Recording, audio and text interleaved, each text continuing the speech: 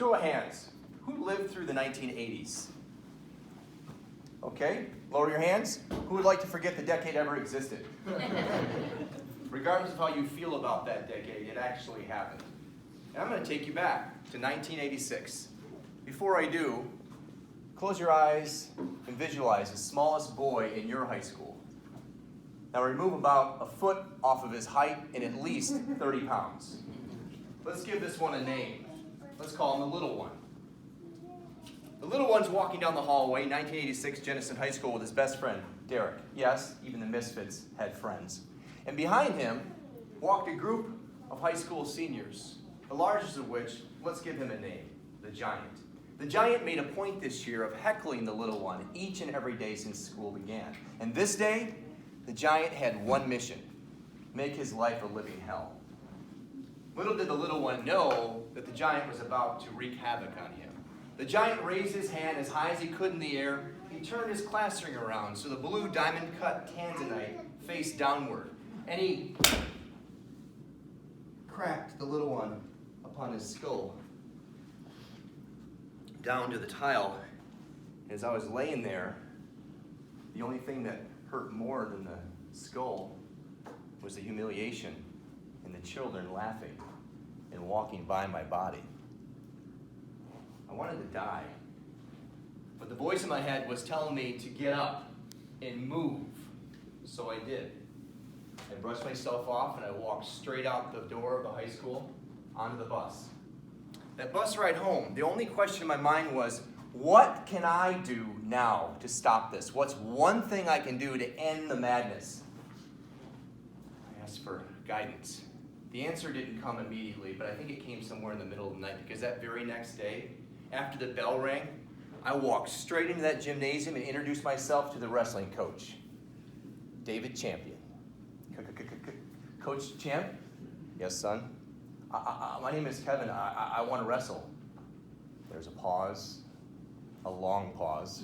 And he asked, how much do you weigh, son? 86 pounds. Then a real long pause.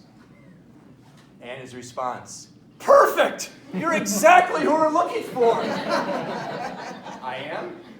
Yes, our 98-pound weight class is wide open. When do you want to start? Right now. I'm so glad I did. Wrestling taught me tenacity, grit, teamwork, how to take care of myself. And those bullies never bothered me again. Mostly wrestling taught me how to get up off the mat of life, and lift myself back up after being knocked down over and over and over again. And that's something I've taken with me my entire lifetime.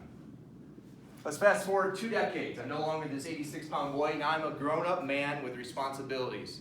2 daughters, Lucy and Lila, and a beautiful wife, Jennifer. Henry is on his way. It's December 2009. I've been in real estate for 7 years. I had never seen a market like this one. My income all year long was a roller coaster ride.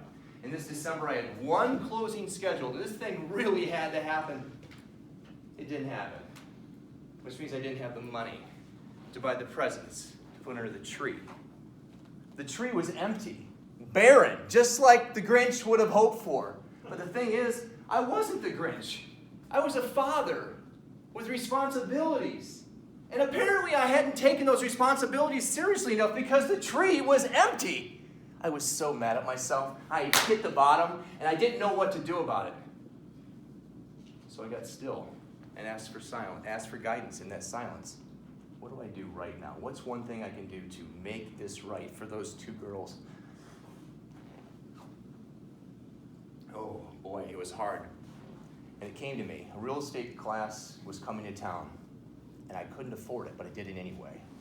And it taught me how to run straight at my fears and stop avoiding the very things that I was avoiding to be successful. I'm so glad I did. I got my first assistant, the business doubled, and it doubled again. We even bought a new home. More importantly than any of that stuff, that tree has never been empty since. It's been said that when we pray, we're talking to God. And when we use intuition, God is talking to us. And those messages come to us in all sorts of forms. A book we're reading with a page turned. A billboard on the highway. And most recently for me, watching Frozen 2 with my daughters. There Elsa was, lying alone, crying and weeping on this rock in the middle of the woods. You see, she had lost her sister, Anna, and her magical snowman. Don't judge, you had one too. You see, she was crying, she didn't know what to do, and then this voice came in her head and she began to sing. With the dawn, what comes next? When it's clear that everything will never be the same again, then I'll make the choice to hear that voice and do the next right thing. There it was, my entire life strategy wrapped into a Disney song. But you see, we always have a choice to listen to our inner voice, and there is always the next right thing. But those bullies and giants, they come to us in so many different forms.